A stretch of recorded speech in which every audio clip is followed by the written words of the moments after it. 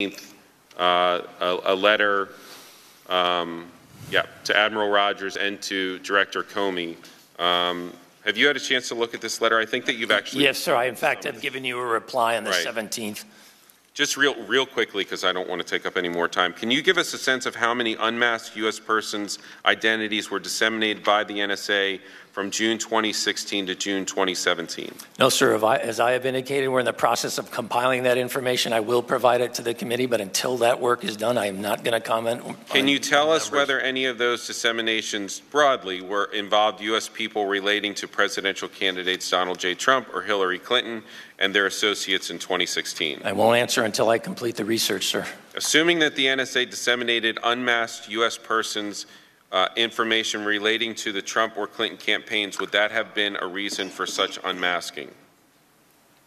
I apologize. I don't truly understand the question.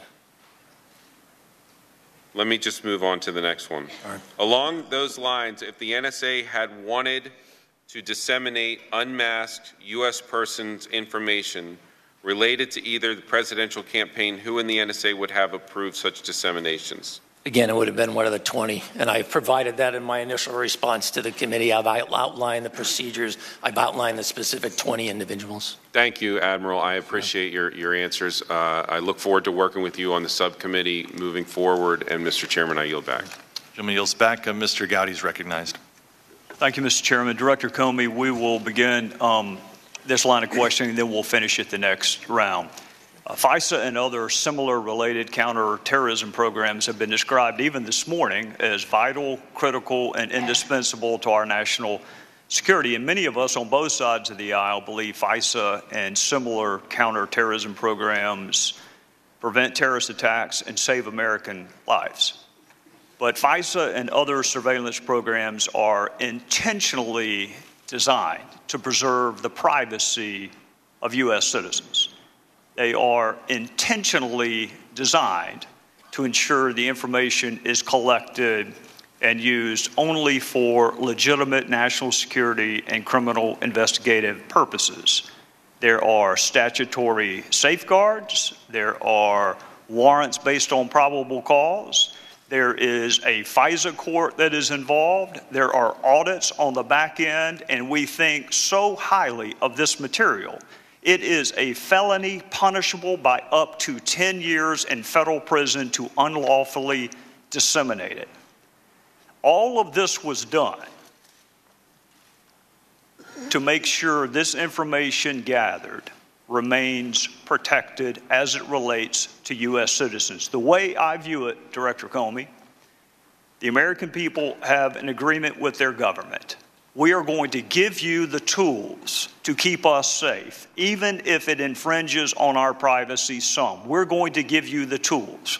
And government in return promises to safeguard the privacy of U.S. citizens. And when that deal is broken, it jeopardizes American trust in these surveillance programs. So let me ask you, do you agree FISA is critical to our national security? I do. Do you agree programs like FISA were intentionally designed to safeguard the identity of U.S. persons? Yes, there are other important elements of it, but that's the primary goal, I believe. It wasn't an afterthought. It wasn't an accident. These are intentional safeguards that we put in place to protect U.S. citizens. Is that correct? Correct. Do you agree much of what is learned from these programs is classified or otherwise legally protected? All FISA applications, review by the court, collection by us pursuant to our FISA authority is classified. The dissemination of which is a felony punishable by up to 10 years in prison? Sure, dissemination, unauthorized dissemination. Unauthorized dissemination of classified or otherwise legally protected material punishable by a felony up to 10 years in federal prison. Yep, yes, as it should be. All right. In January of this year, the Washington Post reported, according to a senior U.S. government official, a named U.S. citizen, and I will not use the name, a named U.S. citizen, phoned the Russian ambassador several times on December the 29th. In February of this year, the Washington Post reported nine current and former officials who were in senior positions at multiple agencies at the time of the call spoke on the condition of anonymity to discuss intelligence matters, and that officials began poring over intelligence reports, intercepted communications, and diplomatic cables. In February of this year, the New York Times reported a U.S. citizen, whose name I will not use, discusses sanctions with the Russian ambassador in a phone call, according to officials who have seen a transcript of the wire-tapped conversation. And again in February of this year, the New York Times reported on a phone call involving a U.S. citizen, including significant discussions of phone records, intercepted calls, intercepted communications, and reported the NSA captured calls and then asked the FBI to collect as much information as possible. My time is up, so I will say this for this round. I thought it was against the law to disseminate classified information. Is it? Oh, yes, sure. It's a serious crime. I'm not going to comment on those particular articles because I don't want to, in any circumstance, compound a criminal act by confirming that it was classified information. But in general, yes, it's a serious crime, and it should be, for the reasons you said. We'll take it back up next round, Mr. Chairman. Gentleman yields back. I'll now yield 15 minutes to Mr. Schiff.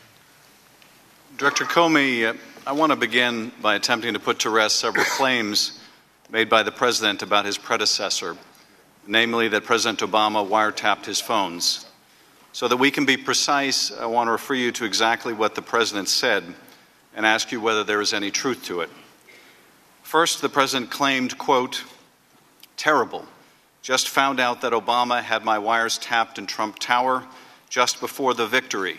Nothing found. This is McCarthyism," unquote.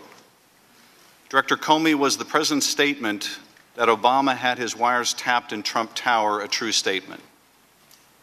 With respect to the President's tweets about alleged wiretapping directed at him by the prior administration, I have no information that supports those tweets, and we have looked carefully inside the FBI. The Department of Justice has asked me to share with you that the answer is the same for the Department of Justice and all its components. The Department has no information that supports those tweets. The President accused Mr. Obama and presumably the FBI of engaging in McCarthyism. As you understand the term McCarthyism, do you think President Obama or the FBI was engaged in such conduct? I'm not going to try and characterize the tweets themselves. All I can tell you is we have no information that supports them. Were you engaged in McCarthyism, Director Comey? Try very hard not to engage in any isms of any kind, including McCarthyism. The President second stated, quote, "Is it legal for a sitting president to be wiretapping a race for president prior to an election? Turned down by a court earlier, a new low," unquote. Director Comey, can you answer the President's question? Would it be legal for President Obama to have ordered a wiretap of Donald Trump? I'm not going to characterize or respond to the tweets themselves. I can tell you in general, as Admiral Rogers and I were just saying, there is a statutory framework in the United States under which courts grant permission for electronic surveillance, either in a criminal case or a national security case, based on a showing of probable cause, carefully overseen. It's a rigorous process that involves all three branches of government, and it's one we've lived with since the late 1970s. That's how it works. So no individual in the United States can direct electronic surveillance of anyone. It has to go through an application process, ask a judge. The judge can then make the order. So President Obama could not unilaterally order a wiretap of anyone? No president could.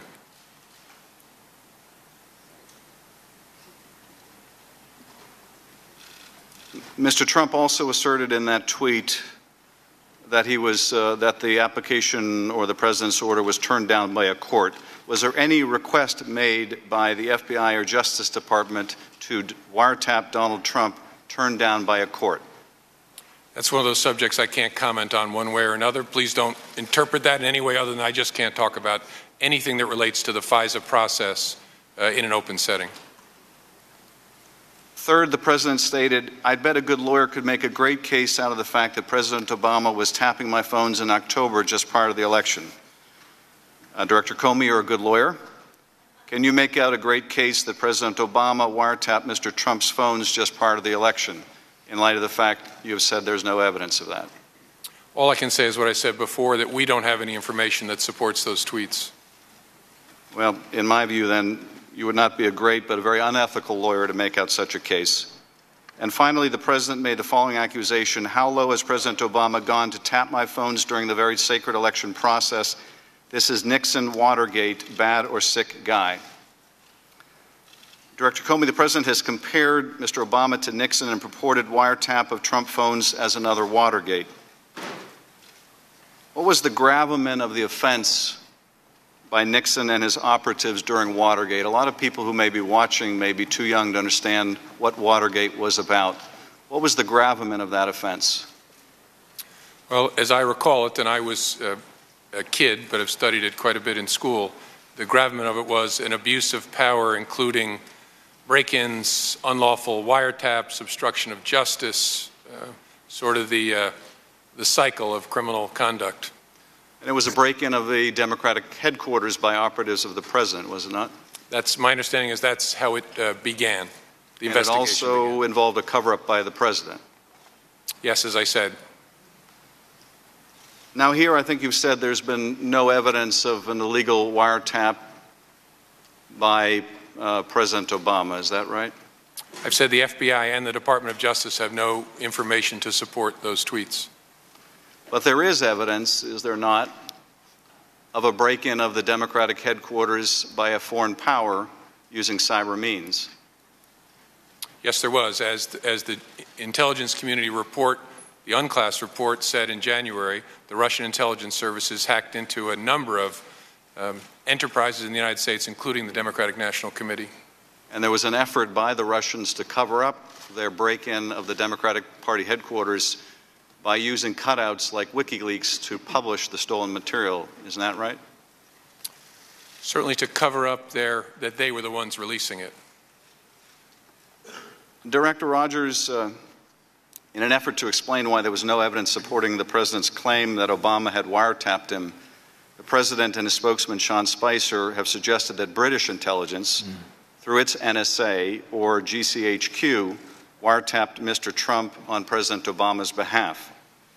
Did you ever request that your counterparts in GCHQ should wiretap Mr. Trump on behalf of President Obama? No, sir, nor would I. That would be expressly against the construct of the Five Eyes agreement that's been in place for decades.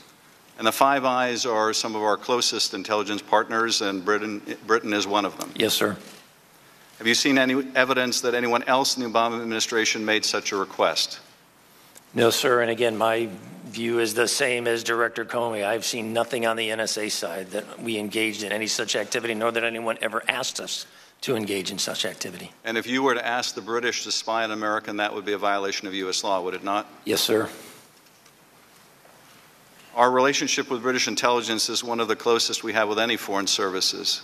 Isn't that true? Yes, sir.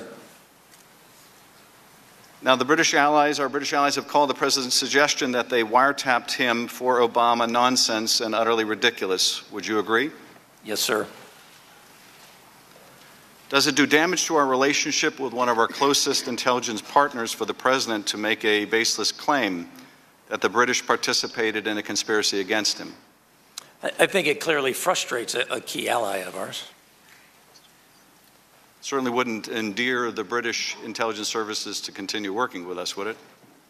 I believe that the relationship is strong enough. This is something we'll be able to deal with. But it's not helpful. Yes, sir. Director Rogers, President Trump recently met with German Chancellor Angela Merkel. During a joint press conference, the president suggested that they both had something in common. that they had both been wiretapped by President Obama. Director Comey has just demonstrated why the claims by the President about his being wiretapped by Obama were unsupported by any evidence. But the claim he made about wiretapping directed at Merkel referred to something that came up in the context of the Snowden disclosures. I'm not going to ask you to comment on whether the Chancellor was the subject of any eavesdropping, but I would like to ask you whether the Snowden disclosures did damage to our relationship with our German ally, and whether the Chancellor herself expressed her concern at the time. Yes, sir. In light of this, is it helpful to our relationship with the Chancellor or our relationship with German intelligence to bring this up again in a public forum? It certainly complicates things, but again, I'd like to think that our relationship is such we're going to be able to deal and keep moving forward. So our relationships with the British and the Germans, you hope, are strong enough to withstand any damage done by these comments? By anything in general, sir. We have foundational interest with each other. We need to keep working together. This time, Director Comey, let me ask you a few questions you may or may not be able to answer. Do you know who Roger Stone is? Generally, yes. Are you aware that he was a partner of Paul Manafort? You know, Mr. Schiff, I'm worried we're going to a place I don't want to go, which is commenting on any particular person, and so I don't think I should comment. I'm aware of public accounts, but I don't want to talk more than that.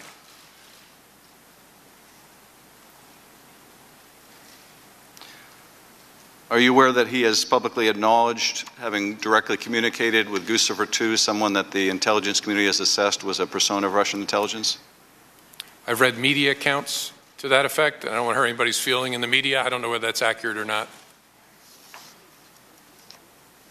If Mr. Stone acknowledged that Mr. Podesta's time in the barrel was coming in August of 2016, would that have been prior to the public release of stolen emails of Mr. Podesta's? I believe that's correct chronology. Do you know how Mr. Stone would have known that Mr. Podesta's emails were going to be released? It's not something I can comment on. Do you know that Mr. Podesta has said that at the time he was not even aware of whether his emails had been stolen and would be published? It's not something I can comment on.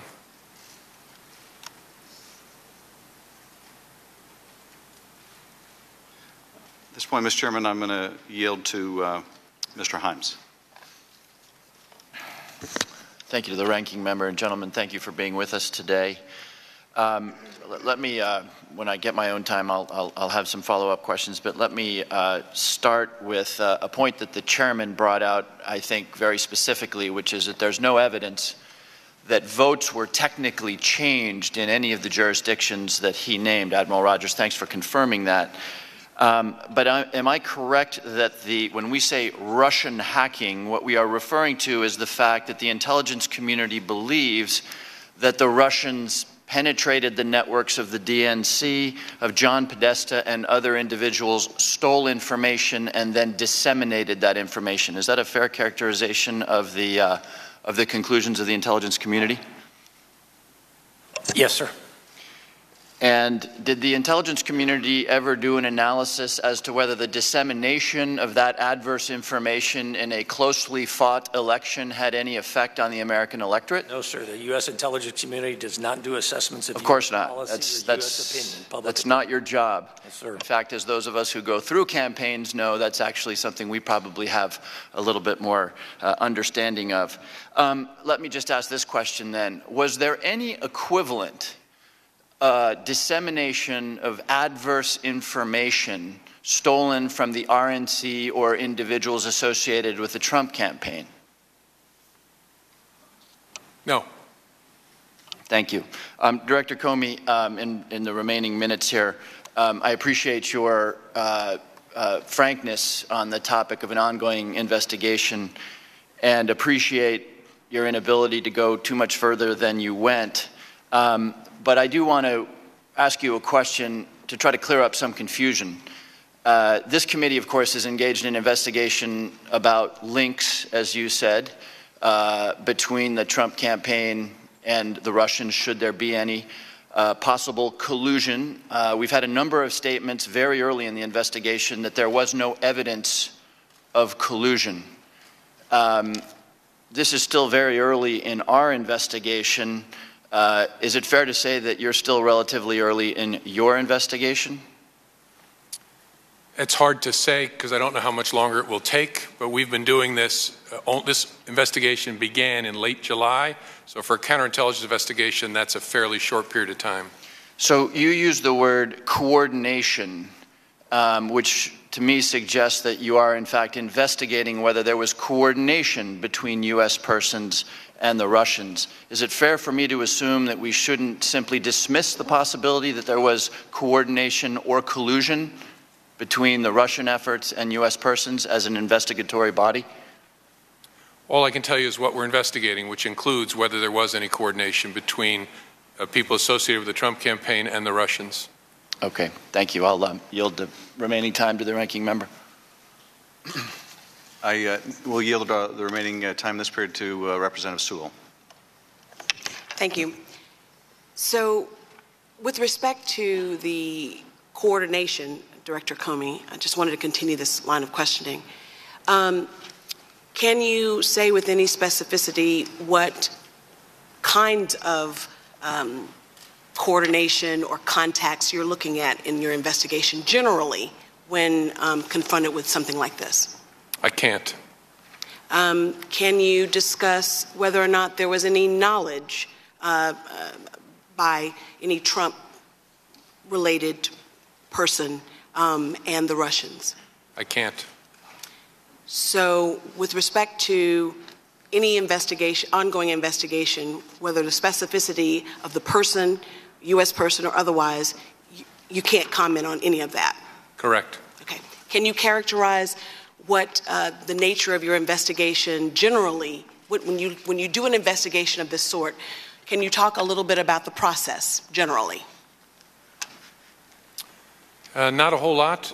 I can tell you we use our great people. We coordinate with our brothers and sisters in other parts of the intelligence community to see what they may know from around the world that might be useful to us. And we use all the different tools and techniques that we use in all of our investigations. That's probably the most, I'm not sure that's useful to you, but that's the most I can say. How long does a counterintelligence investigation like this usually take? You said that it started in July. There is no usually. It's hard, it's impossible to say, frankly. I yield back my time. Thank you, Ms. Sewell. We'll go back to, I'll yield myself 15 minutes and we'll go back to Mr. Gowdy. Thank you, Mr. Chairman. Director Comey, you and I were discussing the felonious dissemination of classified material during the last round. Is there an exception in the law for current or former U.S. officials who request anonymity? To release classified information? Yes, sir. No. Is there an exception in the law for reporters who want to break a story?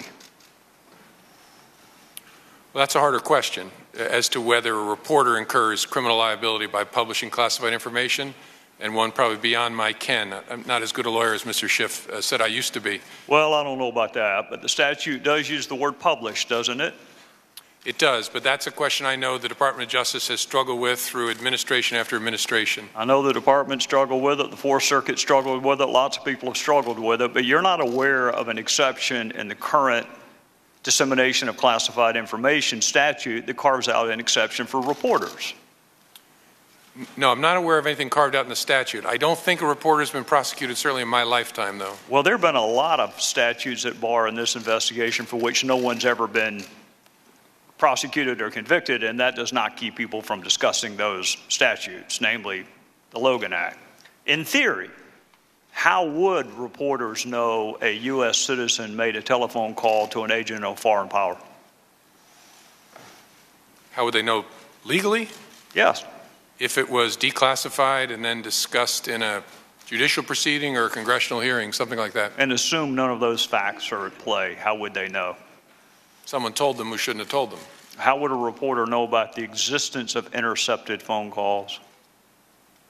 Well, same thing. In a legitimate way, through an appropriate proceeding where there's been declassification. In any other way, in an illegitimate way. How would reporters know if a transcript existed of an intercepted communication? Same answer. The only legitimate way would be through a proceeding, appropriate proceeding. The illegitimate way would be somebody told them who shouldn't have told them. What does the term mask mean in the concept of FISA and other surveillance programs? As Director Rogers explained, it's our practice, approved by the FISA court, of removing the names of U.S. persons to protect their privacy and their identity unless it hits certain exceptions. So masking means, as Mike Rogers said, I'll often see an intelligence report from NSA that will say U.S. person number 1, U.S. person number 2, U.S. person number 3, and there's no further identification on the document. Admiral Rogers said there are 20 people within the NSA that are part of the unmasking process. How many people within the FBI are part of the unmasking process? I don't know for sure as I sit here. Surely more, given the nature of the FBI's work. We come into contact with U.S. persons a whole lot more than the NSA does, because we may be conducting, we only conduct our operations in the United States to collect electronic surveillance, to conduct electronic surveillance. So I can find out the exact number. I don't know it as I sit here. Well, I think, Director Comey, given the fact that you and I agree this is critical, vital, indispensable, a similar program is coming up for reauthorization this fall with a pretty strong headwind right now, it would be nice to know the universe of people who have the power to unmask a U.S. citizen's name, because that might provide something of a roadmap to investigate who might have actually disseminated a masked U.S. citizen's name. Sure, the number is relevant, but what I hope the American people will realize is the number is important, but the culture behind it is, in fact, more important. The training, the rigor, the discipline. We are obsessive about FISA and the FBI for reasons I hope make sense to this committee, but everything that's FISA has to be labeled in such a way to warn people, this is FISA. We treat this in a special way. So we can get you the number, but I want to assure you the culture of the FBI and the NSA around how we treat U.S. person information is obsessive, and I mean that in a good way. Director Comey, I am not arguing with you, and I do agree the culture is important, but if there are 100 people who have the ability to unmask and the knowledge of a previously masked name, then that's 100 different potential sources of investigation. And the smaller the number is, the easier your investigation is. So the number is relevant. I concede the culture is relevant. NSA, FBI, what other U.S. government agencies have the authority to unmask a U.S. citizen's name? Well, I think all agencies that collect information pursuant to FISA have what are called standard minimization procedures, which are approved by the FISA court that govern how they will treat U.S. person information. So I know the NSA does, I know the CIA does, obviously the FBI does. I don't know for sure beyond that. How about the Department of how about Maine Justice? I mean, Maine Justice, I think, does have standard minimization procedures. All right, so that's 4. The NSA, FBI, CIA, Maine Justice. Does the White House have the authority to unmask a U.S. citizen's name? I think other elements of the government that are consumers of our products can ask the collectors to unmask. The unmasking resides with those who collected the information. And so if Mike Rogers' folks collected something and they send it to me in a report and it says U.S. person number 1, and it's important for the FBI to know who that is, our request will go back to them. The White House can make similar requests of the FBI or of NSA, but they don't on their own collect, and so they can't on their own unmask. I got that about right? No, that's correct. I guess what I'm getting at, Director Comey, is you say it's vital, you say it's critical, you say it's indispensable. We both know it's a threat to the reauthorization of 702 later on this fall. And oh, by the way, it's also a felony punishable by up to 10 years. So how would you begin your investigation, assuming for the sake of argument that a U.S. citizen's name appeared in the Washington Post and the New York Times unlawfully? Where would you begin that investigation? Well, I'm not going to talk about any particular investigation. That's why I said in theory. You would start by figuring out, so who are the suspects? Who touched the information that you've concluded ended up unlawfully in the newspaper, and start with that universe, and then use investigative tools and techniques to see if you can eliminate people or include people as more serious suspects. Do you know whether Director Clapper knew the name of the U.S. citizen that appeared in the New York Times and Washington Post? I can't say in this forum because, again, I don't want to confirm that there was classified information in the newspaper. Would he have access to an unmasked name? In some circumstances, sure. He was the Director of National Intelligence, but I'm not talking about the particular. Would Director Brennan have access to an unmasked U.S. citizen's name? In some circumstances, yes. Would National Security Advisor Susan Rice have access to an unmasked U.S. citizen's name? I think yes, in general, and any other national security advisor would, I think, as a matter of their ordinary course of their business. Would former White House advisor Ben Rhodes have access to an unmasked U.S. citizen's name? I don't know the answer to that. Would former Attorney General Loretta Lynch have access to an unmasked U.S. citizen's name? In general, yes, as would any Attorney General. So that would also include acting AG Sally Yates? Same answer. Did you brief President Obama on, well, I'll just ask you, did you brief President Obama on any calls involving Michael Flynn? I'm not going to get into either that particular case, that matter, or any conversations I had with the President, so I can't answer that. Well, Director Comey, there's been some speculation this morning on motive. I'm not all that interested in motive. First of all, it's really hard to prove. Secondarily, you never have to prove it. But I get that people want to know. I get the jury always wants to know why. I think you and I can agree there are a couple of reasons that you would not have to unlawfully, feloniously disseminate classified material.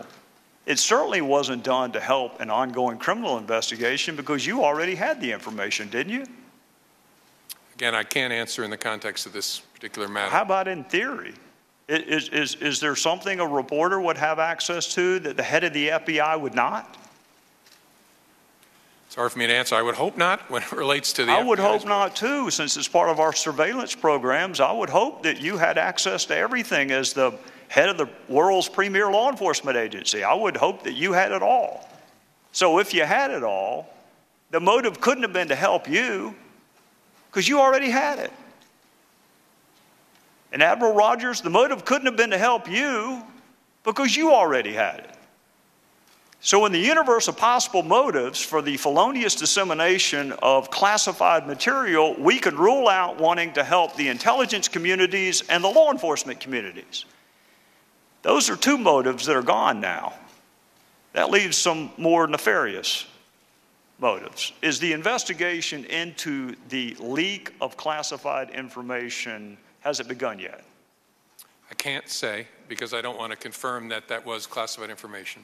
Well, I don't want to quarrel with you, Director Comey, and I do understand that you cannot ordinarily confirm or deny the existence of an investigation. But you did it this morning citing DOJ policy given the gravity of the fact pattern. Would you not agree that surveillance programs that are critical, indispensable, vital to our national security, some of which are up for reauthorization this fall, that save American lives and prevent terrorist attacks also rises to the level of important?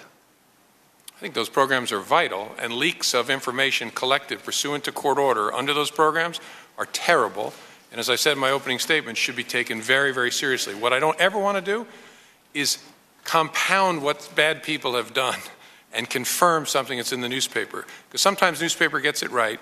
There's a whole lot of wrong information allegedly about classified activities that's in the newspaper. We don't call them and correct them either. That's another big challenge, but we just don't go anywhere near it because we don't want to help and compound the offense that was committed. I understand that, Director Comey, and I'm trying really hard not to get you to discuss the facts at bar.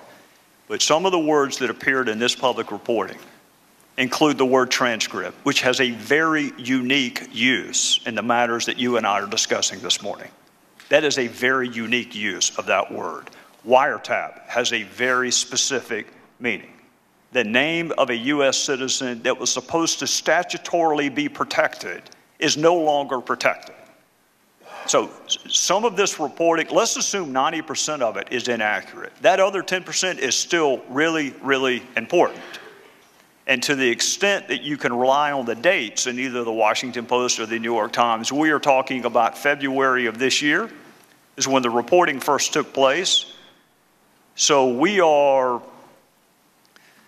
a month and a half or 2 months into something that you and I agree is incredibly important and also happens to be a felony. So I'm just simply asking you to assure the American people, you've already assured them you take it really seriously. Can you assure them that it is going to be investigated? I can't, but I hope people watching know how seriously we take leaks of classified information, but I don't want to confirm it by saying that we're investigating it. And I'm sorry I have to draw that line. I just think that's the right way to be. Well, I'm not going to argue with you, Director Comey, but it is, we're going to discuss a lot of important things today. Whether Russia attempted to influence our democratic process is incredibly important.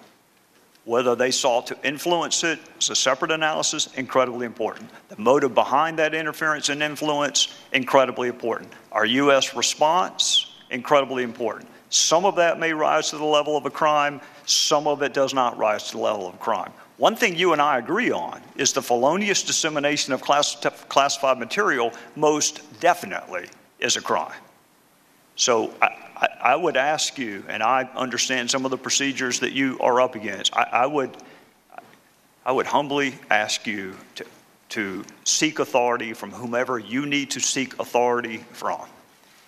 Because I'm going to finish the same way I started. This is an agreement between the American people and its government. We, the American people, give certain powers to government to keep us safe. And when those powers are misused, and the motive is not criminal investigations or national security, then I'll bet you my fellow citizens are rethinking their side of the equation.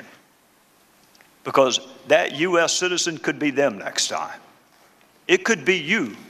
It could be me. It could be anyone until we start seriously investigating and prosecuting what Congress thought was serious enough to attach a 10-year felony to. With that, I would yield back, Mr. Chairman. Can I just add a response to what you said? I agree with you, Mr. Gowdy. Two things folks at home should know. First, an unauthorized disclosure of FISA is an extraordinarily unusual event, so be assured we're going to take it very seriously because our trust with the American people and the federal judges that oversee our work is vital. And second, that this conversation has nothing to do with 702. Folks often mix them together. 702 is about targeting non-U.S. persons overseas. Pursuant to the FISA statute, the FBI can apply to collect electronic surveillance in the United States, but it's a different thing from 702. The conversation you and I are just having is about this, which is vital and important, but I just didn't want to leave folks confused. Director Comey, you are 100% correct, and I am 100% correct in saying that that is a distinction that doesn't make a difference to most of the people watching television. You are exactly correct. What we are reauthorizing this fall has nothing to do with what we are discussing other than it is another government program where the people consent to allow government to pursue certain things with the explicit promise it will be protected. So you're right, they're different. But in the eyes of people watching, it is the U.S. government officials leaking the name of a U.S. citizen, and if it can happen here, it may happen there. Trust me, you and I both want to see it reauthorized. It is in jeopardy if we don't get this resolved. Gentlemen, our time's expired. I'll yield 15 minutes to Mr. Schiff. Thank you, Mr. Chairman. I just want to follow up with a few questions about Roger Stone that I had started with earlier before I pass it to my colleagues. Director Comey, are you aware that Roger Stone played a role in the Trump campaign? I'm not going to talk about any particular person here today, Mr. Schiff. I'm going to continue to ask these questions because, among other things, I want to make sure you are aware of these facts, whether you're able to comment on them or not. Have you read press reports where Mr. Stone proudly boasts of engaging in political dirty tricks? To give you the same answer, sir. I mentioned before that Mr. Stone was in direct communication with the creature of Russian GRU, Guccifer 2, and that's something the intelligence assessment talked about, the role of Guccifer 2. Mr. Stone, on August 17th, are you aware, received a communication from Guccifer 2 that said, quote, "I'm pleased to say that you are great. Please tell me if I can help you anyhow. It would be a great pleasure to me." Are you aware of that communication from essentially Russian GRU through Guccifer to Mr. Stone? I have to give you the same answer. Are you aware that Mr. Stone also stated publicly that he was in direct communication with Julian Assange and WikiLeaks? Same answer. Are you aware that Mr. Stone also claimed that he was in touch with an intermediary of Mr. Assange? Same answer. This question I think you can answer. Do you know whether the Russian intelligence services dealt directly with WikiLeaks or whether they too used an intermediary? We assessed they used some kind of cutout. They didn't deal directly with WikiLeaks, in contrast to DC Leaks and Guccifer 2.0.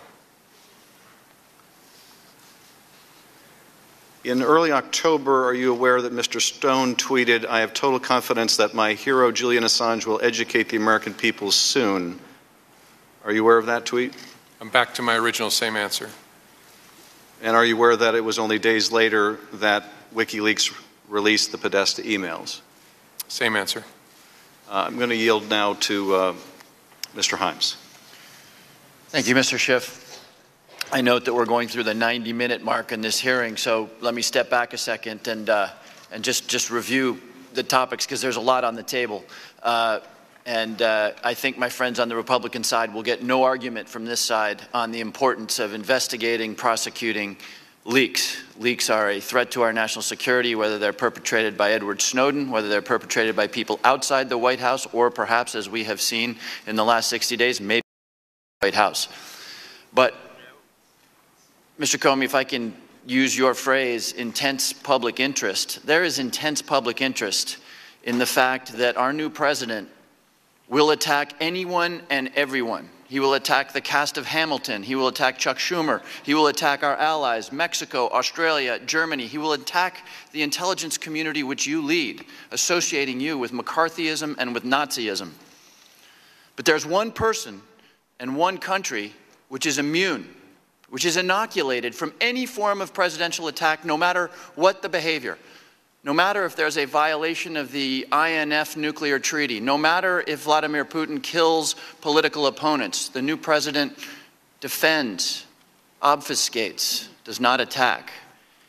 And the people around the president, Michael Flynn, Jeff Sessions, Carter Page, Paul Manafort, have an odd connection to Russia, a series of odd connections. We all campaign. I don't think any of our campaign people have connections with a foreign power, much less one that is an adversary of the United States. And further, apart from these weird links, without exception, the individuals I quoted have dissembled or misled, maybe even lied about the nature of those connections until the political pressure has gotten to a point where they have been fired or recused in the case of the Attorney General. So I want to look briefly at one of these individuals. And Director Comey, I understand your constraints, but let me ask a couple of questions regardless. Paul Manafort, who is Roger Stone's business partner and Trump's former campaign manager, I want to ask a few questions about him. First, Director Comey, can you tell me what the Foreign Agents Registration Act is? Sure, not in an expert way, but it's a statute that requires people who are acting as agents of a non-U.S. government to register with the United States. Right. So the National Security Division of the Department of Justice writes, this is their manual, the purpose of FARA, as it is known, is to ensure that the U.S. government and the people of the United States are informed of the source of information and the identity of persons attempting to influence U.S. public opinion, policy, and laws, unquote. Would you agree that guarding against foreign espionage or foreign influence measures falls under this heading? Yes. In general, is willful violation or failure to register pursuant to this law in some circumstances a crime? I believe it is. I'm not an expert on FARA, but I believe it is. And it could lead certainly to counterintelligence concerns, right? Yes. Now, Paul Manafort, as reported in the New York Times and other outlets, and his deputy Rick Gates ran a campaign in Washington to lobby government officials and push positive press coverage of pro-Russian Ukrainian officials. Paul Manafort began officially working for former Ukrainian President Yanukovych at least as far back as 2007, according to the Washington Post. The lobbying was only discovered by Ukraine's new National Anti-Corruption Bureau, which found secret ledgers in Kiev indicating almost $13 million in undisclosed cash payments from Ukrainian government coffers to Paul Manafort for lobbying done between 2007 and 2012 for Mr. Yanukovych. Director Comey, did Paul Manafort ever register as a foreign agent under FARA? That's not something I can comment on. Whether he registered or not is not something that you can comment on? No. Okay. Paul Manafort was, however, Donald Trump's campaign manager in July of 2016, correct? Mr. Himes, I really don't want to get into answering questions about any individual U.S. person. So okay. It's obvious from the public record, but I don't want to start down the road of answering questions about somebody. Okay, well, I think the facts would show that he never did register. But as the ranking member pointed out, it perhaps should come as no surprise that the Republican platform, which was drafted at the Republican convention in July of 2016, underwent a pretty significant change with respect to the American response to Russia's illegal invasion of Ukraine and their aggression in that country. It appears, from our standpoint, that we had perhaps somebody who should have registered under FARA pulling the strings there. There's more, though, and I don't know how much you'll be able to comment on this, but I want to just explore for a second the nature of the Russian government, because oftentimes the question becomes, was there contact with Russian officials?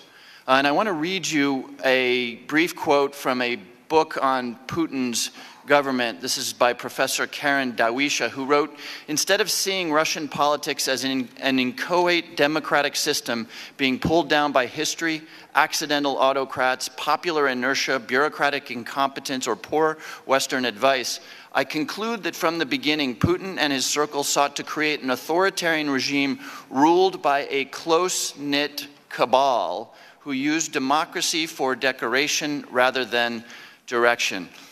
Mr. Comey, is it fair to say that the line that exists in the United States between government officers and government officials is blurred in Russia, that there may be oligarchs or other individuals who on the surface appear to be private citizens but who have connections to this close-knit cabal, who might be agents of influence or might be doing the Kremlin's bidding in contact with others? That's fair to say, and one of our counterintelligence missions is to try to understand who are those people and are they acting on behalf of the Russian government, those Russian citizens. Is it generally true that there is a category of Russian oligarchs that are likely part of this close-knit cabal? In a general sense. And if they go way back with Vladimir Putin, do the chances increase that they might be connected with the KGB, as is asserted by Professor Dawisha? The longevity of the association can be a consideration. And the KGB was the Russian intelligence service under the Soviet Union, right? Correct. And the Ukraine was part of the Soviet Union? Correct. Right. I'll just observe, Rinat Akhmetov, a steel and iron ore magnate or oligarch, is the richest man in Ukraine and a strong Putin ally. He was the one who reportedly recommended Paul Manafort to Yanukovych. Mr. Comey, last set of questions for me. I have a report that appeared in CNN yesterday. The headline is, "Former Trump campaign chief Paul Manafort wanted for questioning in Ukraine corruption case." And I raise this with you because the story is told of Paul Manafort acting on behalf of Ukraine's former justice minister, Alexander Lavrinovich, who was the justice minister under the previous pro-Russian regime, who, and I'll just read a segment from this story here, who was involved in jailing the former prime minister, Tymoshenko, who was the main political rival of the Kremlin-backed President Viktor Yanukovych, whom Manafort advised until he was deposed in 2014. Tymoshenko was released from jail at the same time that Yanukovych was ousted. Many saw her sentencing as politically motivated by the pro-Russian government. In response to the deteriorating international climate, Ukrainian prosecutors say Manafort drafted a public relations strategy that included hiring Skadden Arps, an American law firm, to review the Tymoshenko case and show the conviction had a sound legal basis. The story goes on to talk about the transfer of over $1 million, potentially illegally, from Ukrainian coffers to Skadden Arps.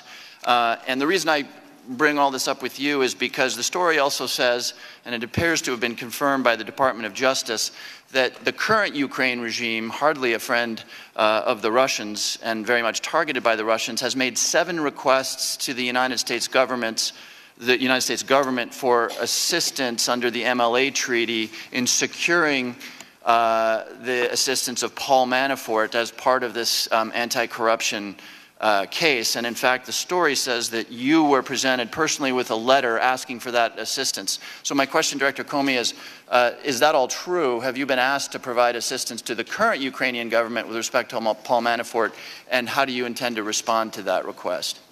That's not something I can comment on. I can say generally we have a very strong relationship and cooperation in the criminal and national security areas with our Ukrainian partners, but I can't talk about the particular matter.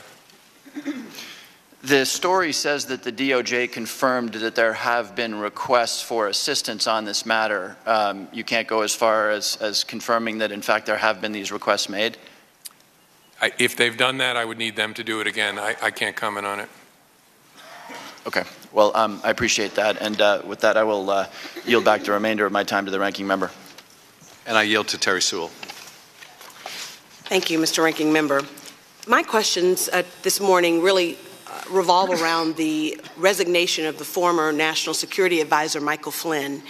Director Comey, much has been made about Russia's historical interference with political elections around the world, meant to cause discord and disunity, especially in Western alliances. Does the FBI generally assume that Russian ambassadors to the United States, like Ambassador Kislyak, are at least overtly collecting intelligence on influential Americans, especially political leaders? Ms. Sewell, that's not something I can answer in an open setting. Am I right that in the Russian playbook, that it's in the Russian playbook to use diplomats and business people and Russian intelligence officers, whether declared or not, to collect intelligence on influential Americans for the purpose of affecting U.S. policy? I can answer as a general matter. Nation states that are adversaries of the United States use traditional intelligence officers, sometimes use intelligence officers operating under diplomatic cover, use people we call co-optees, maybe private citizens, students, academics, business people. All manner of human beings can be used in an intelligence collection operation, but I'm not going to talk about the particular. Would someone like Ambassador Kislyak play that type of role for Russia? I can't say here. The declassified January Intelligence Community Assessment Report that your agency helped to draft, the report that's entitled Assessing Russian Activities and Intentions in the Recent U.S. Elections, specifically states that, quote, since the Cold War, Russian intelligence efforts related to the United States elections have primarily focused on foreign intelligence collections that could help Russian leaders understand a new U.S. administration's plans and priorities, end quote. So knowing what we know about Russia's efforts and the role of the Russian ambassador, Director Comey, would you be concerned if any one of your agents had a private meeting with the Russian ambassador? If an FBI agent had a private meeting with a Russian government employee of any kind, it would be concerning. And I assume by private, one that's not disclosed or part of their operational activity. That's yes. right. Yes. And would you expect that agent to report that meeting? Yes. Admiral Rogers, a similar question. Would you be concerned if one of your intelligence officers had a private meeting with the Russian ambassador? And would you expect that intelligence officer to report that meeting? Disclosures of interactions with foreign governments is a requirement for all our employees, to include myself, for example. I ask these questions because on at least 4 occasions that I can count, Mr. Flynn, a 3-star general and a former intelligence officer, someone with influence over the U.S. policy, and someone with knowledge of state secrets, and the incoming national security advisor communicated with and met with the Russian ambassador and failed to disclose it. So I ask you, directors, if you wouldn't stand for your own staff to do this, why should we, the American people, accept Michael Flynn doing it? Ms. Sewell, I'll let Mike Rogers take it next, but I can't speak to what the disclosure obligations are for other people in the government, so it's hard for me to answer that. I can answer, and I answered, I hope accurately, with respect to one of the FBI's special agents. And I likewise would answer the same way in terms of the NSA. Gentleman's time has expired. I'll yield myself 15 minutes. Director Comey, you announced this morning that there'll be an investigation into Trump associates, possible, and President Trump and anyone around the campaign and any association with the Russian government.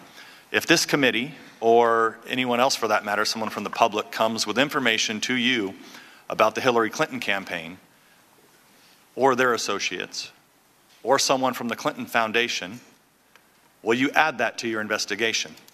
They have ties to Russian intelligence services, Russian agents. Would that be something of interest to you? People bring us information about what they think is improper and unlawful activity of any kind. We will evaluate it. Not just in this context. Folks send us stuff all the time. They should keep doing that. Do you think it's possible that the Russians would not be trying to infiltrate Hillary Clinton's campaign, get information on Hillary Clinton, and try to get to people that are around that campaign or the Clinton Foundation? I'm not prepared to comment about the particular campaigns, but the Russians in general are always trying to understand who the future leaders might be and what levers of influence there might be on them. I just hope that if information does surface about the other campaigns, not even just Hillary Clinton's, but any other campaigns, that you would take that serious also if the Russians were trying to infiltrate those campaigns around them. Of course we would. Okay, I'll yield to Mr. Conaway. Thanks, Chairman. Gentlemen, thanks for being here. Admiral Rogers, you mentioned analytic standards earlier in the conversation. Are those standards the same for all intelligence analysts across the various agencies? There's a broad set of intelligence community promulgated standards for all of us, and then there are specific issues associated, for example, with a particular authority that you're using to collect the information in the first place. So, Jim, the same thing with your agency, your analysts would have similar type standards? Correct. That's one of the really good things that's happened since 9/11, especially since 2004, is the adoption of a common set of tradecraft provisions. So I'm a CPA, and we have generally accepted accounting standards, which are promulgated across a variety of things. Are those same standards publicly promulgated, or but generally disseminated through all of your analysts? I would assume would have some sort of a test that they know those standards. I think the specifics of the IC promulgated standards are classified, but I could take that one for the record, sir. When the IC attributes a hacking to a particular actor, you do that through generally forensic evidence. But when it comes to trying to determine intent of foreign leaders, can you walk us through how the NSA does that or the FBI